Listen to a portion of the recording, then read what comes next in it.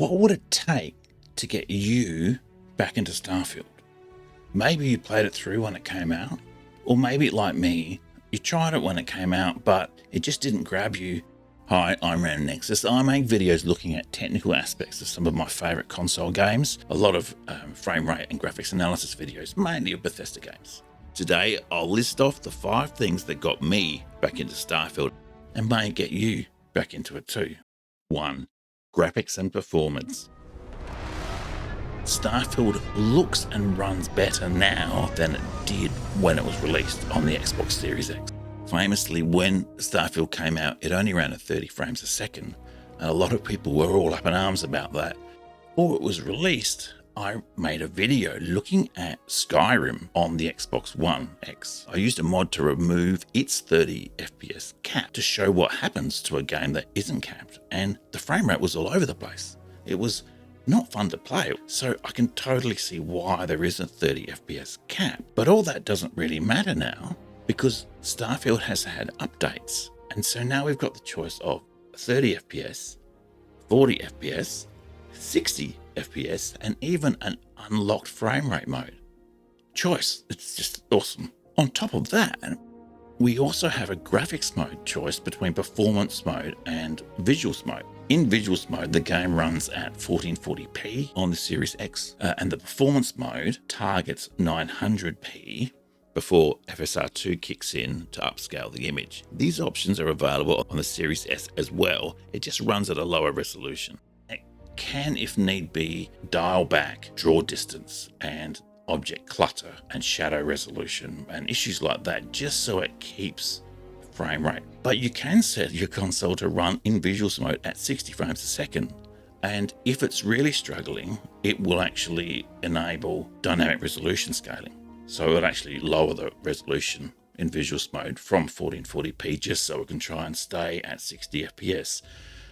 But just be warned, it won't always stay at 60 FPS in visuals mode on the Xbox Series X. On the other end of the scale, you can actually set it to 30 FPS performance mode, which is almost not needed because visuals mode, which looks better, runs flawlessly at 30 FPS. The trick is to find the best combination of visuals and performance that you're happy with. If you've been playing Fallout 4 in the last year, these options might sound familiar because almost all of them came out as options during Fallout 4's next gen update. All except the unlocked frame rate mode. That's something special for Starfield. For Fallout 4, when the next gen update came out, I actually did a whole bunch of frame rate analysis, and my suggestion was to play the game, if you could, at 40 FPS visuals mode. In visuals mode, things look better, and at 40 FPS, you're never subject to noticeable sudden drops in frame rate because of explosions or other effects. So 40 FPS visuals was perfect for Fallout 4. For Starfield, it's probably a good starting point, although I have to be honest, I haven't actually done frame rate testing for Starfield. But experiment, everyone's different. You may find you have a better tolerance for the lower frame rate, 30 FPS, or you may need it to run at 60 FPS. What I do is start low, and if I find after playing for an hour that I haven't really noticed any dips in frame rate or any draw distance pop in, then I tend to then up the frame rate in game. So yeah, today Starfield on the Xbox Series X can run at 60 FPS and more quite easily. For me, all these extra options were one of the reasons. These extra options for me was one of the big reasons I got back into it. 2. Washed out graphics. Speaking of tolerating visuals, one of the big changes to Starfield is the fact that the game used to look really washed out. There's no dark colors, there's very little contrast between everything, and I was busting a gut. I was working hard to change all the settings to my television to make it look good, and I just couldn't. And in fact, if you go to YouTube now, well, you're on YouTube, if after this video you want to see what I'm talking about, go and look at some of the early helper videos, the starter guide videos people have made. A lot of them, the gameplay video is really washed out. Anyway, that's fixed now, and it looks great. The game also didn't have its own high dynamic range support. The game now correctly supports high dynamic range in-game on the Xbox and on the PC, and it looks great. It's not washed out anymore. Like and subscribe. Do you mind ever so much giving this video a like? I'd appreciate that. If you're into the technical aspects of Bethesda games, then maybe look at my channel to see other videos I've made and consider subscribing. That'd be awesome. Okay, thanks. 3.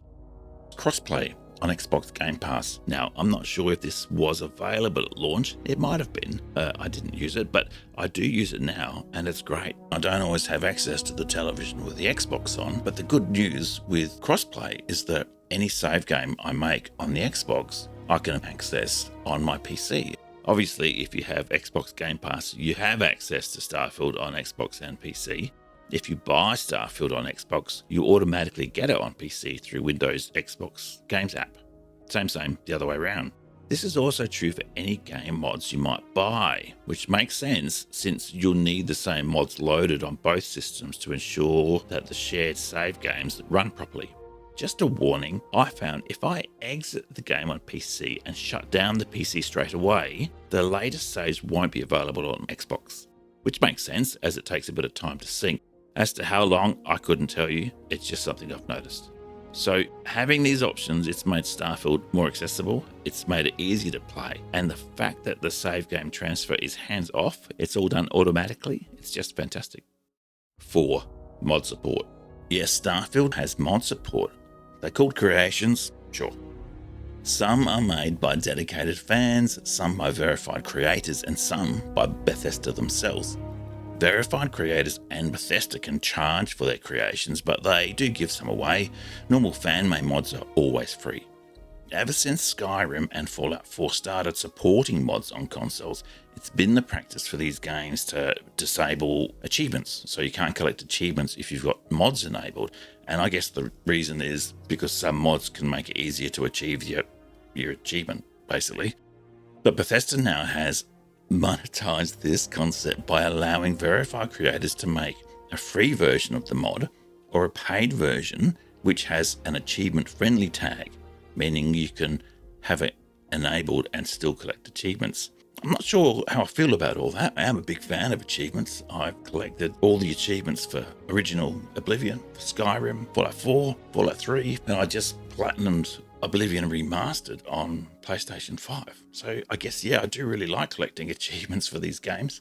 So I was in a bit of a dilemma because there were some mods that seemed more than optional for me. They were making slight adjustments to the gameplay that I thought should have been there in the first place. So after a couple of days of trying with and without the mods, I've actually decided just to ignore the achievements and just to play it. I haven't played the game a lot compared to many of you, and I haven't tried many of the mods, but here's a quick list of the mods that I have been using. Some of them are visual, some of them change the behavior of your companions, for example, and there's clothes and so forth. The really big one, the one that tipped the scales for me was, what's it called? I'm looking on my list. The color filter removed mod. Todd Howard himself made the point that each planet has a slight color filter based on the atmospherics of the planet and the type of sun that's providing light to the planet. And I'll tip my hat. I really like the use of science to explain the tint that they're giving to the worlds, because if you remember, Fallout 3 had a big green tint and Fallout New Vegas had this orange tint. So it's not a new thing for these Bethesda games, but it's different for different worlds, and it doesn't always come off. It doesn't always improve the atmosphere of the game. In fact, sometimes, I'll be blunt, it looks downright ugly. And I feel sorry for the artists and the models and the animators that have worked so hard on something that is now hidden behind this strangely coloured tint.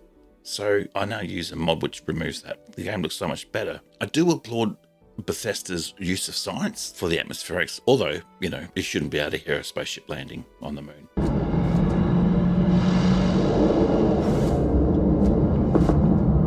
But you can. Anyway, I'm being pedantic. I don't mind getting rid of the color tint, is what I'm saying. 5. Expectation management. And the final reason I've got back into Starfield is because I think my expectations have changed.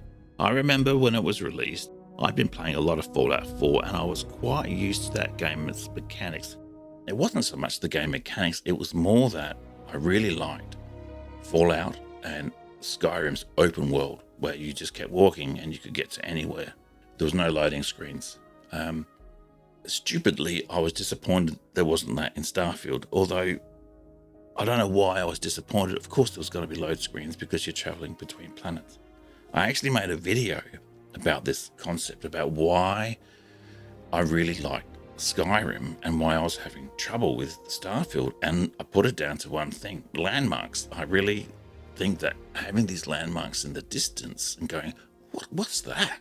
And then going over and checking out what it is really gave you that feeling of adventure and exploration. That's not really in Starfield. I haven't encountered that in Starfield. Doesn't mean Starfield's a bad game, but I was expecting to have that feeling recreated, that feeling of exploration recreated in Starfield, but that hasn't happened.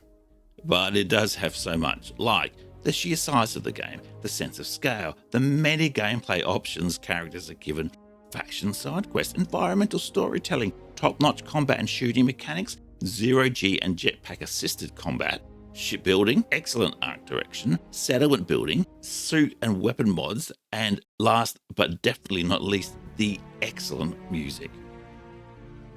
So there we have it. The 5 reasons I think I've found Starfield to be really engaging and a lot of fun when 2 years ago I didn't so much. Improved graphics and performance, visuals that aren't washed out, cross-play on Xbox Game Pass, and the ability for the game to use mods. And I think my expectations have changed. I know what kind of game it is and what kind of game it isn't. I get the feeling people are going to have strong opinions, good and bad, about Starfield. The point of this video is, if you're like me and you tried it but couldn't get into it at the time, if these reasons resonate with you, give it a go. Try it out again. I started with a new character myself and I'm having a ball. It's great. All right, thanks for watching. Let me know your thoughts in a polite, constructive manner in the comments. If you like this type of video, subscribe if you want, and of course like the video. That'd be great. Cheers. Rem Nexus out.